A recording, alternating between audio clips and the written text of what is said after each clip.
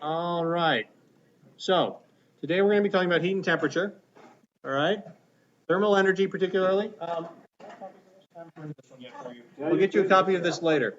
This is different than the one I gave you. All right. Temperature and heat. Yes, I'll get you copies, but I don't have them right now. So, you can write anything you think is important, then just attach it to it. That'd be helpful too. The other one's broken. All right, ladies and gentlemen, please pay attention up there. Temperature is Tommy. We'll get to that later. What is that? Thermal energy, temperature and heat. Temperature is related to the average kinetic energy of the particles in substance. So we take the average of the kinetic energy of all the particles. We average them, okay? If we average them, then we'll know have a number that is related. It's not the same as, but it's related to the temperature of the substance. Okay. Kinetic energy was what kind of energy? Yes, energy of motion. Correct. Now, if we look at two examples here, we have a horseshoe. First, that's in the furnace, in the blacksmithy where he's making it. When it's hot, the particle in it is moving very quickly. So these particles are vibrating, are moving around very quickly.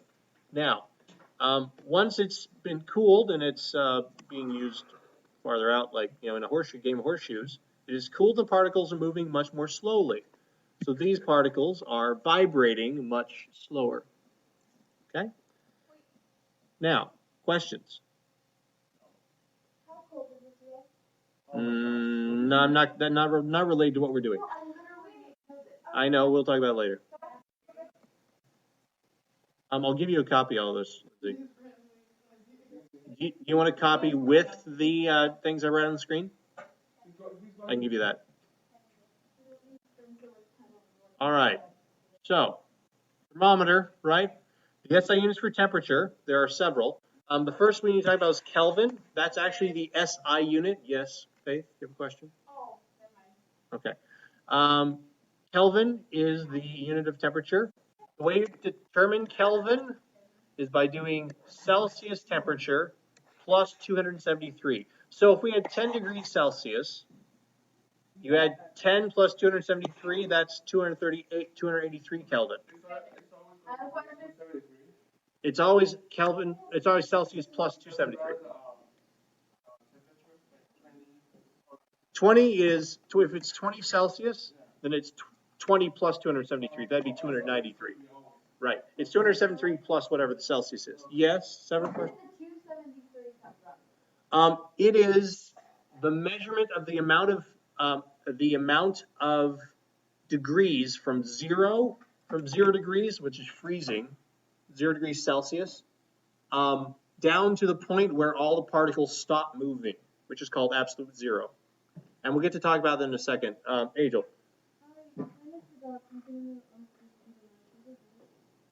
Wait until lunch. Okay. Okay. All right. So 200. It's Kelvin temperature is always Celsius plus 273. Now, Celsius by extension is Kelvin minus 273. Right. That kind of makes sense. If you had 10 Kelvin, what is 10 minus 273? A small number, right? Negative 263 Celsius. All right. So, so if I do 10 minus 273, because 10 would go here, so therefore that's a negative number. All right. Now, thermal energy is the total of all the kinetic and potential energy of all of the particles in a substance. So thermal energy is the total of all the kinetic, thank you, the total of all the kinetic and, please don't talk, is the total of all the kinetic and potential energy of all the particles in the substance. Okay? So the way we look at this is we have our object and we increase the kinetic energy, our speed increases, right? Because the energy of motion, if it's moving faster, really?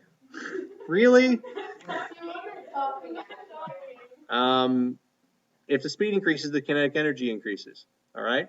If my kinetic energy increases, what happens to my thermal energy?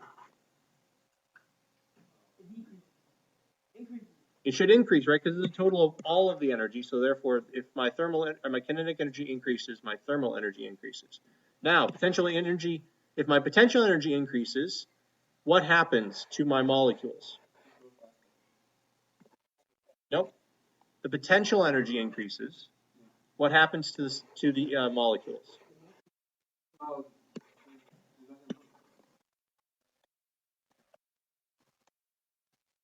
Look at the screen. What am I pointing at? The separation. Oh. Oh no, you deleted everything. The separation increases. So notice here, these are close together, right, on average. Here, these are much farther apart on average. Okay? So if I increase the potential energy, the separation increases. You're supposed to be over there, Jolie. If we increase the kinetic energy, our speed increases. So notice the speed, kind of how fast they're moving, increases. Okay? If I increase either of these, my thermal energy goes up. All right. Now, number 4. Thermal energy has several relationships with several things. As temperature increases, as temperature increases, so this is increasing temperature, we have an increase in thermal energy. Okay? So temperature increase, increase in temperature goes to increase in thermal energy. Okay? So, why is that true? Why does the thermal energy increase when the temperature increases? Tommy, what are you doing? What are you doing? Okay. It's because the kinetic energy of the particles increases. So, because the thermal energy goes up, because the kinetic energy is increasing. Okay? If the temperature doesn't change, the thermal energy of a more massive substance is higher, and because it's the total measure of energy. So let's look at this. An example of this is if I take a large container of water, maybe it's a pitcher or something, and I take a small container of water, which has an ear, okay? These are mugs. Which one contains more thermal energy? Why is that, Derek? Right, so the large one has more molecules. Faith, why do you say it's a small one?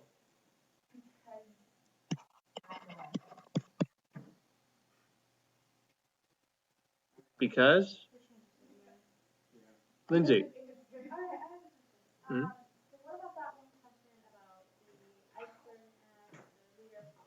We'll get there next. That's where we're going. Okay. We're getting there next. Okay, so thermal energy was, we go back here, defined as the total of all the kinetic and potential energy, right? So if we take the kinetic and potential energy of all of the molecules and add them up, which one of these has more molecules? Large, right? If they're at the same temperature, so temperature of large is equal to the temperature of the small, then the large has more thermal energy than the small because there are more molecules and they all have, if I do, like this is saying this is 2 plus 2 plus 2 plus 2 plus 2, and this one's small, so it has fewer of those, right? And so therefore, which one's bigger? Right, the one that has more of them that are contributing, right? Now, So therefore, the thermal energy of the large is greater than the thermal energy of the small, if they're the same temperature. Now, this is going to be an interesting problem. So I'm going to erase all this now because we need to go another example. Stop.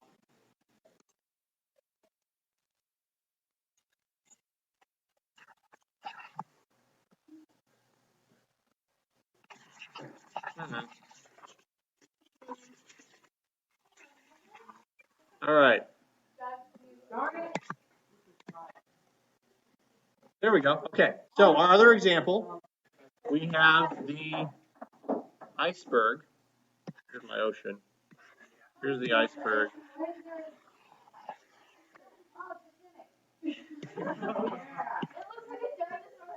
I can't look at this iceberg. It makes me emotional because it's sitting by Titanic. Jack died that way. Yeah. It's actually supposed to be bluish.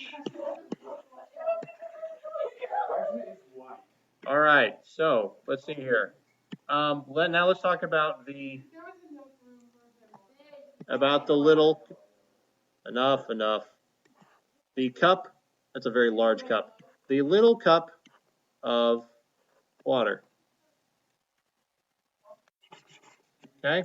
Now this we have a cup of hot water, right? And we have a iceberg. Now, with the iceberg, let's go back to red. For the iceberg, how many molecules do we have? Many. Like this is billions. No, it's many. Very. Okay. Now, how many molecules? This is molecules, by the way. How many molecules do we have in this cup? Very few, right? Now, but let me ask you another question. If I take one molecule out of this iceberg and I compare it to one molecule out of this hot mug, it has steam coming out of it, by the way. Which one has greater kinetic energy? Right. If you had one molecule of the hot water, it would have more kinetic energy than one molecule of the kinetic energy of the iceberg. But we have so many molecules in the iceberg that it overcomes that, and so the thermal energy of the iceberg is much greater than the thermal energy of the cup. Yes, I'll try. This will be in the video. Let me see if I can do it. No, I can do it this way. I have a way. Ding. I just put it on the clipboard. All right. So now I need to erase all this so we can see the next screen.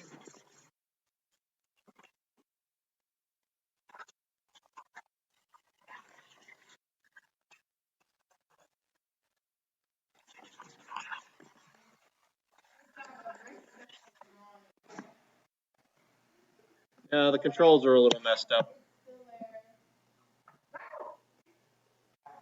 There we go. All right, so let's talk about heat. Heat's the next thing we need to talk about. Heat is the flow of thermal energy from one object to another. So this is the flow of it, okay?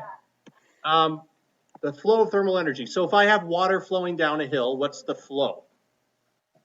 Cassie, how would you describe the flow of water as it flowed down the hill? Movement, right. Movement from one place to another.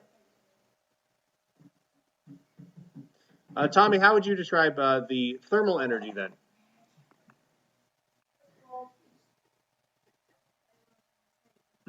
So how would you describe it? Right, so flowing would be the transferring, but what is thermal energy?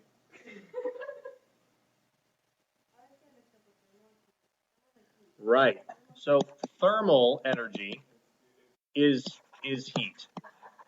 Okay, heat is the flow of thermal energy. Okay, thermal energy is potential energy plus kinetic energy. Okay, so that's how they're different. Kinetic energy is a part of thermal energy. Potential energy is also part of thermal energy. But these are potential kinetic energy of the molecules. Okay, please simmer down. Don't have to send you out. All right. All right. So, if you look here at these two containers, which direction would the heat flow if you have a cup of boiling water and a hand? It would move from the boiling water cup to the hand, right? Because it always moves from warmer to cooler. The heat, well, but the flow of heat though, the flow of energy, flow of thermal energy is from the hot object to the cold object. Yes, and the air is cooler than the hot object. Right. So it would be flowing, correct, it would be flowing from the cup to the air as well. I misunderstood what you were saying. Now, in the case if we have an ice cube on a hand, which direction will it be flowing? From the hotter object to the colder object. So, Faith, is the air or the ice cube hotter? The air, right? So it would be flowing from the air to the ice cube, which is down in that case. Is the ice or the hand hotter? The hand. So which direction would be flowing in that situation? From the hand to the ice cube. So it's not necessarily up, down, left, right, as much as from where and to where. So it flows from the cup to the hand and from the cup to the air. It also flows from the hand to the ice cube and from the air to the ice cube. So it always flows from warmer to cooler. Now, the cup gets cooler while the hand gets warmer, and then the ice gets warmer while the hand or the air get cooler. All right, now, one thing we need to know about the movement of this heat is called specific heat. This is talking about things that heat up or cool down faster. Some things heat up or cool down faster than others. All right, so if we're at the beach, we look at this the system here. The sun is shining on all of this, right? So if you're standing on the sand or you're standing in the water, sand's hotter, right? The water takes a lot more heat to warm up. So it's still receiving the same amount. In both cases, we have the same amount of heat coming in, same amount of energy coming in, but the sand is much higher temperature, whereas the water is much lower temperature, because it takes more heat to warm the water up. It's very good. Then we'd have some real problems. Yeah, right. All right, so specific heat is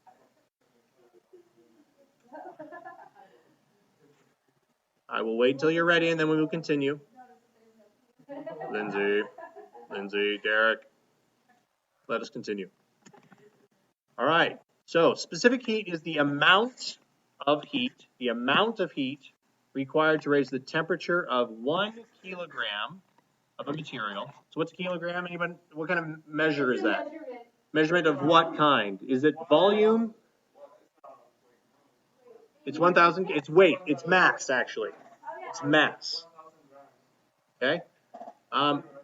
Yes. So 1 kilogram of a material by 1 degree, either Celsius or Kelvin. Not Fahrenheit, but Celsius or Kelvin degree. So if we take, it's the amount of heat required to raise the temperature of 1 kilogram of a material by 1 degree.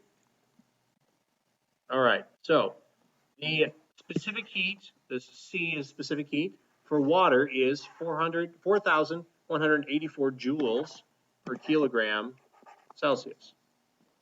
Okay, another example is sand is 664 joules per kilogram Celsius.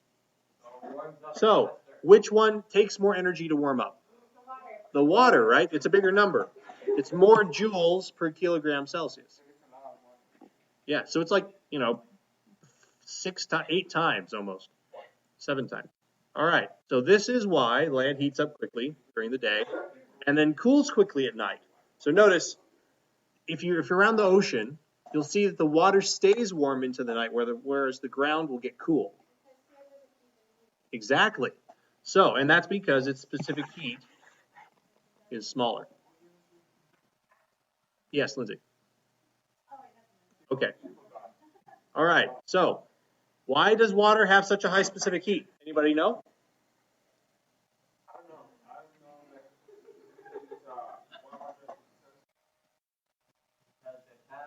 Specific heat is this thing. That's specific heat. It's because it has more something. What does it have more of? Not molecules. Yes. However, the thing it's specifically related to is not atoms. It's about the connections between atoms. Water has all of these connections that are formed with each other. Each of these are called water. These are waters. These bonds or connections are called hydrogen bonds. Let me write it over here. Hydrogen bonds. So this connection between water molecules is called a hydrogen bond. Now, if we look at sand or other things that are like it, notice how these are associated. How well connected are these objects in the right? Right? So you have these these light ones, right? I will wait till you're ready and then we will continue. Okay, we have all of these white ones, right? And they have these little red things between them. The red ones actually have a negative charge in them, and these white ones are positive. So all of these are positive. So they have an attraction of sorts, but the connection they have is called an ionic bond. Now, we said water. Water molecules form these strong bonds with each other. Therefore, it takes more heat energy to break them apart. So, to break them apart is what we do when we remember we saw back here.